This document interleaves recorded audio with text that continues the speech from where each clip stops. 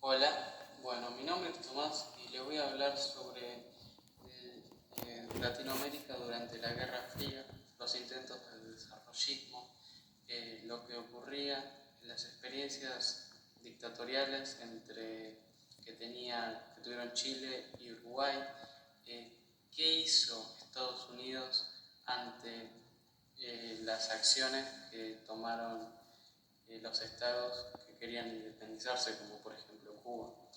Bueno, ¿cómo comenzó esto realmente? Esto comenzó durante la contienda bélica que tuvo lugar entre 1939 y 1945, que lo que hizo fue, tuvo una contracción en el mercado marítimo mundial y también obstaculizó los suministros de insumos y maquinarias ya afectados porque los países que estaban en guerra decidieron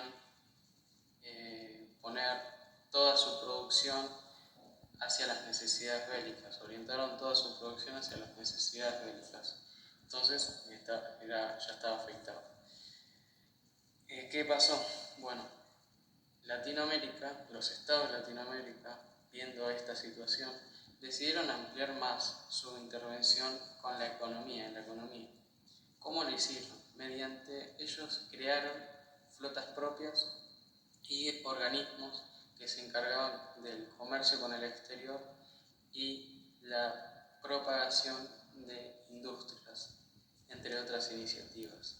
También algunos estados de Latinoamérica como Brasil, México, Uruguay y Argentina ampliaron las industrias la industria sustitutiva de bienes livianos e intermedios para enriquecer su mercado interno. Estos tenían el apoyo de las grandes masas. Pero, ¿qué ocurrió? Ellos lo que buscaban en este modelo era depender menos de Estados Unidos. Y de Estados Unidos y de los países con el exterior. Ellos querían depender menos.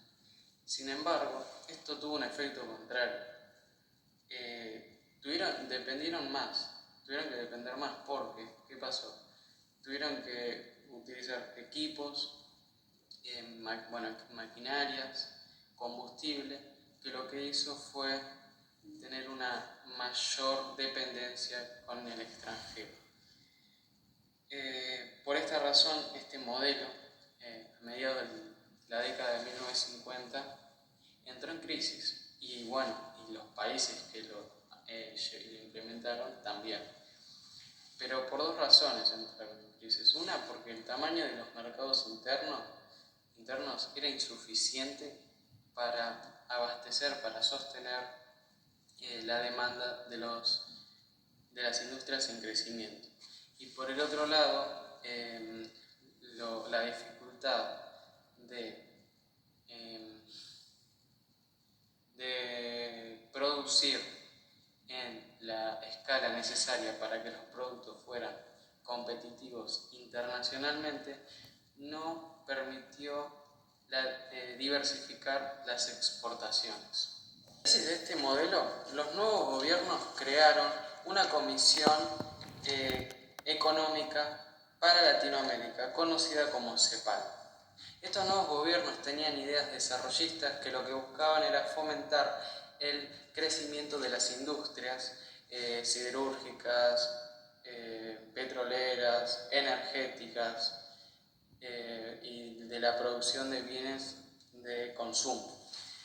Estas industrias producían a precios muy caros, muy elevados, por lo que solo los sectores más altos lo podían consumir, lo que generó un fuerte atraso en lo económico y en lo tecnológico, por lo que este intento de desarrollismo terminó fracasando.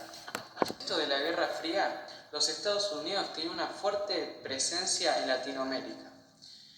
Cuba, a pesar de declararse independiente en 1902, había quedado bajo la tutela política y la dependencia económica de los Estados Unidos, siendo su principal ingreso la venta de su producción azucarera. En el marco interno, Cuba tenía un declive económico, un gran declive económico y una corrupción generalizada por Batista. Por esta razón, un grupo universitario encabezado por el líder y abogado Fidel Castro decide toma la decisión de luchar con armas para derrocar a Batista. Intentó derrocar a Batista 3 veces. El primero fue el 26 de julio de 1953, que quisieron robar el cuartel de Moncada, quisieron robar armas. Este intento terminó fracasando y algunos Fidel Castro terminó yendo a declarar con su hermano y finalmente terminó saliendo por una amnistía. Después se exilió y para atacar en 1953 de vuelta, en 1956 para atacar de vuelta, ya con Che Guevara, ya lo apoyaba Che Guevara y un grupo de jóvenes latinoamericanos apoyaban este movimiento. Bueno, en 1956 también terminó fracasando este intento, pero ya le faltaba poco, porque en 1959 el ejército de Batista se termina rindiendo ante la cuarta columna de Che Guevara.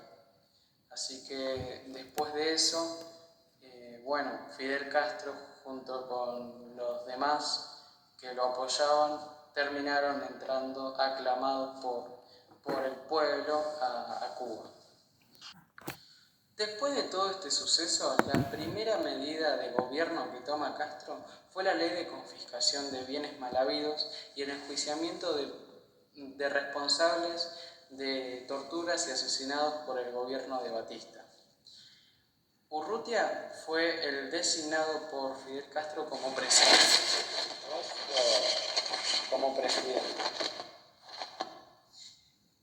Urrutia, pensaba que realmente Cuba necesitaba un cambio, por eso apoyaba a Castro.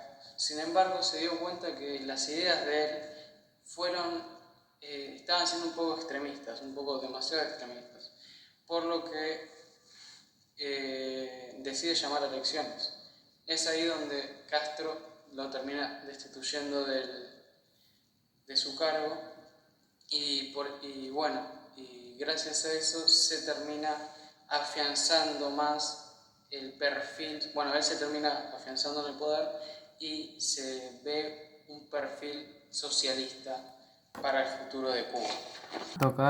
De defensa de la revolución, que estaba conformado por hombres y mujeres de la comunidad civil, eran civiles, que estaban puestos en cada pueblo y lo que hacían era vigilar a los barrios para cuidar el nuevo movimiento de Castro. En 1965 se crea el Partido Comunista Cubano, que sería la única fuerza en la isla por años. Cuba y Estados Unidos empezaron a tener una muy mala relación, por dos factores. Primero, empezaron a estrechar lazos con Rusia, y segundo, que Cuba profundizó el proceso de nacionalización en la economía del país. Confiscó refinerías petroleras y propiedades de Estados Unidos y expropió empresas industriales de entidades bancarias norteamericanas.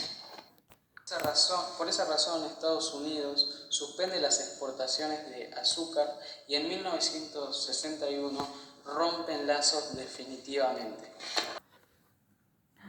En Estados Unidos, en esta época, en 1961, John Kennedy asume como presidente y decide invadir Cuba, por la bahía de Cochinos. Él lo hace, pero no pone a su ejército norteamericano, sino que participa, se forma un grupo de personas exiliadas de Cuba que querían derrocar a Fidel Castro. Deciden ir y terminan yendo a la isla de Cochinos, pero ahí, a la bahía de Cochinos, perdón, pero ahí terminan perdiendo por el ejército de Castro. Es ahí donde se afianza el socialismo y también le da un apoyo completo Rusia a Cuba por haber ganado sin el apoyo de Rusia. Fue tan así que después de esto Rusia le da instala 42 misiles en Cuba en caso de que Estados Unidos vuelva a atacar. Sin embargo, a Estados Unidos esto no le gustó nada y decidió hablarlo diplomáticamente y acordó con Rusia que Rusia le quitaba los misiles a Estados Unidos, pero quitaba los misiles a Cuba, pero Estados Unidos no iba a atacarlo más.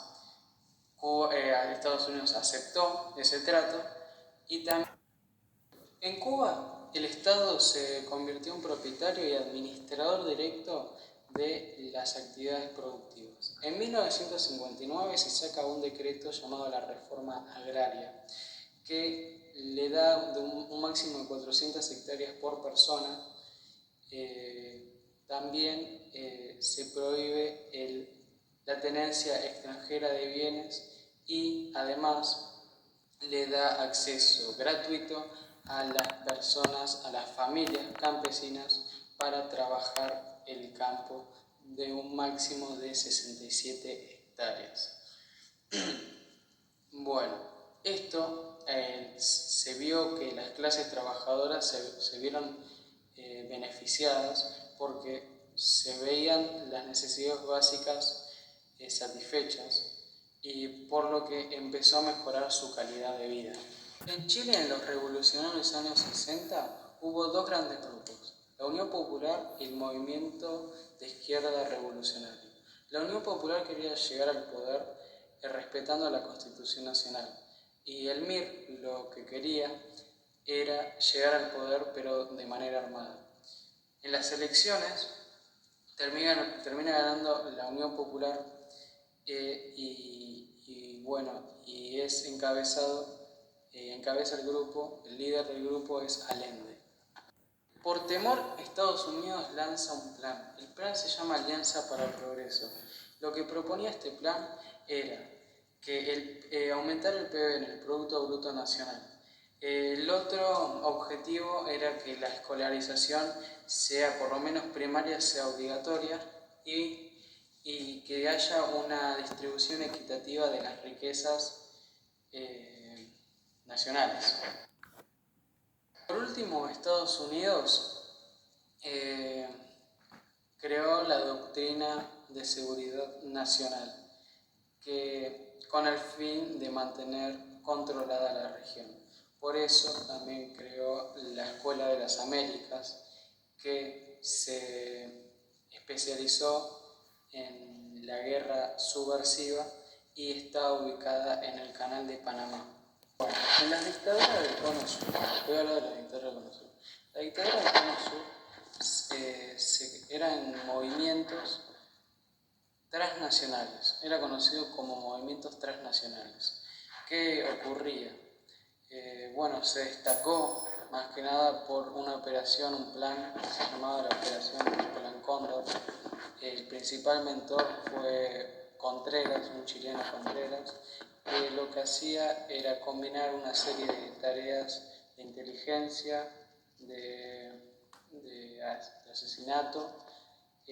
Lo que hacía era asesinaban a los principales opositores. Los países que implementaron este plan fue Chile, Argentina, Bolivia, Brasil, Paraguay y Uruguay. También un dato no menor es que contaban con el apoyo de la CIA de Estados Unidos. Llegó la hora de hablar de las experiencias dictatoriales de Uruguay. En Uruguay, ¿cómo comenzó? Bueno, el agotamiento de la industrialización por sustitución y la Revolución Cubana afectó seriamente la idea de la democracia. Sin embargo, en 1967 hay elecciones y gana Pacheco. Pero continuaban los problemas económicos. Por esta razón, el sector opositor de izquierda crea el movimiento armado de liberación nacional, llamado los Tupamaros. Por esta razón, el sector opositor de izquierda crea el movimiento armado de liberación nacional, llamado los Tupamaros. Por esta razón, en 1971, Pacheco decide darle la potestad a las Fuerzas Armadas para combatir la subversión interna. En 1973 hubo un golpe de Estado, que fue un golpe de Estado distinto. Sí se disolvió el gobierno constitucional y se creó la Junta Militar, pero Bordaberry seguía al mando como presidente. Sin embargo, tiempo después, Bordaberry la Junta lo termina removiendo a él y designan a otro del Partido Colorado, a De Micheli. Esta dictadura introdujo un modelo neoliberal, se privatizaron empresas y se atrajo capitales extranjeros, pero había un gran endeudamiento y muchos problemas económicos, por lo que esto llevó a que la dictadura haya fracasado. Pero en Chile había un presidente electo, era Allende. Ese presidente electo fue derrocado por un golpe militar y finalmente Pinochet asume el poder de la Junta Militar. En esa dictadura, esa Junta Militar tenía mucha violencia y la repartía por las calles. Se intervinieron universidades y medios de comunicación y también repartían violencia a los militares disidentes. En 1974 un decreto se le otorgó a la Junta para modificar la Constitución, ampliándole poder al Ejecutivo y quitándole poder al Legislativo.